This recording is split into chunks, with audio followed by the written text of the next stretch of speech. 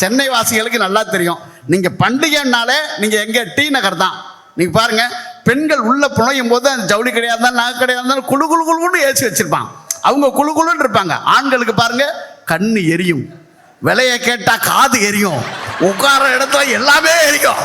இவன் பயந்து எவ்வளவு பில்லு போடுவாளோ, எவ்வளவு பில்லு வருமோ, இப்படி பதறிட்டே இருப்பான். நான் ஒரு நாள் ஜவுளி கிடைக்க மனைவி கூட்டு போறேங்க. ஒரு 2 புடவை எடுத்துக்கிட்டான். ரோஸ் கலர் வேணுமா பச்சை கலர் வேணுமா எடுத்துக்கிட்டு, எதுங்க எனக்கு பிடிச்சிருக்கோ அப்படின்னு என்கிட்ட கேட்குறேன். நான் சொன்னேன், நான் ஆம்பளை, நான் என்னங்க பார்ப்பேன்.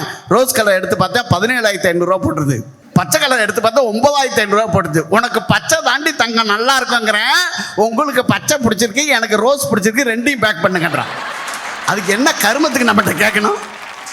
அதுல சில பெண்கள் இருக்கு தெரியுமா, 55 புடவை எடுத்து போடும், ஒன்று கூட நல்லாவே இல்லை, ஒன்று கூட நல்லாவே இல்லை, ஒன்று கூட நல்லாவே இல்லை. ஓ மூஞ்சி நல்லா இல்லையா, அவன் ஏதாவது சொன்னானா? அது பரவாயில்ல. இன்னும் சில பெண்கள் இருக்கு, இந்த பார்டர் அந்த சாரியில இருந்தா நல்லா இருக்கும், வெட்டி வச்சு தைய அங்கேயே உட்காந்து. இன்னும் சிலது, இந்த பூ அதுல இருந்தா நல்லா இருக்கும், பிச்சு ஒட்டு.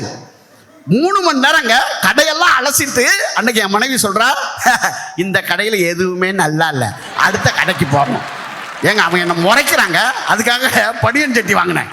இப்படியே பனியன் சட்டி வாங்கி வாங்கி 40 பனியன் சட்டி இருக்குங்க வீட்டில். மொட்டை மாடியில் காய போட்டிருக்கேன். 3 பசங்க வந்து கேட்குறாங்க, சார் இங்கே ஏதோ மேன்ஷன் ஆரம்பிச்சிட்டிங்களா, நாங்கள் வேணா குடியிருக்கலாமா சார்றான்.